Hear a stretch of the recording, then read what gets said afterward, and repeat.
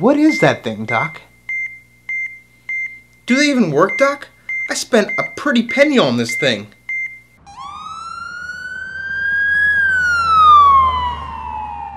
What's going on with this patient? Doc, this is a 23-year-old male pedestrian who struck a parked car after he I'm sorry to interrupt you, but did you mean that a car struck him? No. He struck a parked car after he accidentally walked off the sidewalk. His mother reports that he's been walking around his house and his neighborhood staring at a new device that he wears on his wrist. She says he mentioned something to her 2 days ago about tracking his steps, but she wasn't sure what it meant. His mother reports acute onset of this odd behavior after purchasing and wearing the device. Doc, you have to help me. Summer's coming up soon, and I got this thing I saw my friends on the track team wearing to help them get in shape, and I thought maybe it'll help me. I want to have a summer bod, Doc. I have patermorphobia. Let me see if I have this straight. Pater means father, and morph means body. So you have a fear of father bodies? Dad bodies. I'm terrified of dad bodies, Doc. I haven't been on my diet and exercise game, so I thought this thing would help. What is that thing, Doc? Let's take a look.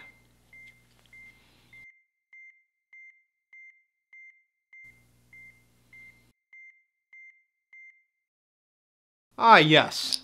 This, you guys, is a wearable fitness device, also known as a fitness tracker. Fitbit, Apple, Samsung, Garmin all make popular versions of wearable technology you probably have heard of and seen just about everywhere. This technology claims that by tracking your daily activity, you can enhance your fitness and weight loss efforts. Do they even work, Doc? I spent a pretty penny on this thing. According to a recent study, however, devices that monitor and provide feedback on physical activity may not offer an advantage over standard behavioral weight loss approaches. You mean to tell me I wasted my life savings on this thing? Your life savings was a couple $100? Let's forget I said that. I'm just wondering now if I spent my money on some kind of gimmicky gadget.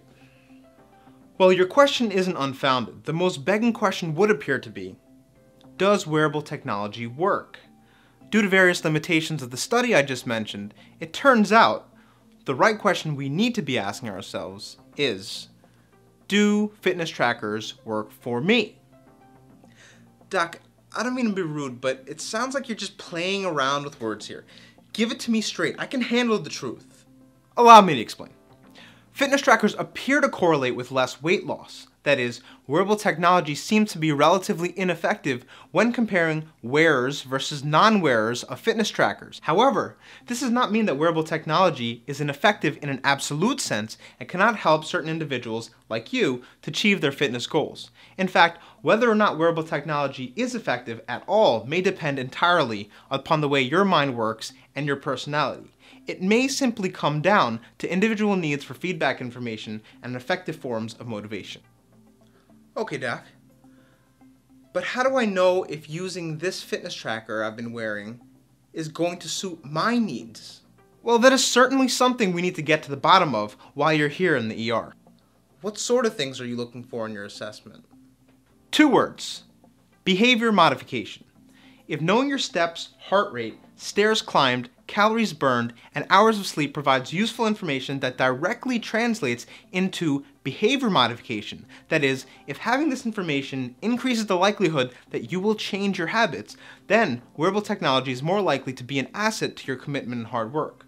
For example, if completing 10,000 steps in a day is the only exercise you get and your wearable technology motivates you to achieve that goal, then it is worth the investment. Furthermore, if sharing your achievements in friendly competition gets you off the couch and into your jogging gear, then wearable technology really may be that fire that you need to get that summer bod. Perhaps you'd like to beat your last goal of running a mile by running an extra half mile today. Or maybe you'd like to beat your friend's last bench press personal record in the gym. The bottom line is, anything that works for you to get you active and to achieve your goals is worth the investment. But what if those things don't motivate me? Then what? If you're a little less tech savvy, or you find playing with a wrist device or an app on your phone to be more frustrating than amusing, then wearable technology may not be worth your money, or in your case, your life savings after all.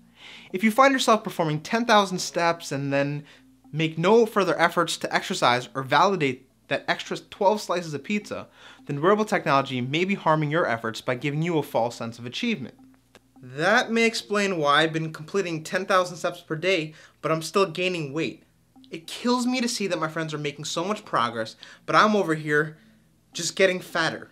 It makes me just want to give up every time I see that I'm failing. That's a good point you raise. If seeing slow results or no results at all, or seeing how much more your friend squats than you causes you to become easily discouraged, then obviously friendly competition and feedback are not going to be useful tools that motivate you. At the end of the day, wearable technology serves the purpose of providing feedback about your activity level and patterns in your daily habits. It also creates an opportunity to share this information with your friends and a means of creating friendly competition to help you set new goals. So let me see if I have this right. Ultimately, wearable technology serves as a motivational tool for anyone who finds value in those features. You have to be honest with yourself about what motivates you and what it's going to take to get you to live the healthiest life possible. You got it! Just remember, this is a general rule of thumb. Anything that contributes to this motivation and to your efforts towards self-improvement is a strong investment with maximal return. Alternatively, anything that detracts from your motivation and your efforts towards self-improvement is going to be a poor investment with minimal return, if any at all. Thank you so much, Doc. You saved my life. I think I'm going to keep my fitness tracker because now I know what to expect from it and what features are going to help motivate me and keep me on track. You know, I'm glad we got to the bottom of this, and now your mind is more at ease. We're going to make sure that you don't have anything broken and your vitals are stable, and then most likely be ready for discharge. I'm going to recommend that you wear a helmet when walking outdoors. I'm also going to leave a copy of these simple instructions in your discharge notes about how to use your fitness tracker effectively to get the best out of your workouts. You bet I'll be wearing a helmet from now on, Doc. I can't wait to go to the beach this summer. Thank you so much. You got it.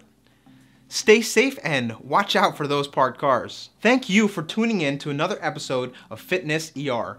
Join us next time as we continue to diagnose and treat your fitness emergencies. Give this video a like and hit that subscribe button for more high-impact tips. See you soon again on Triage Fitness.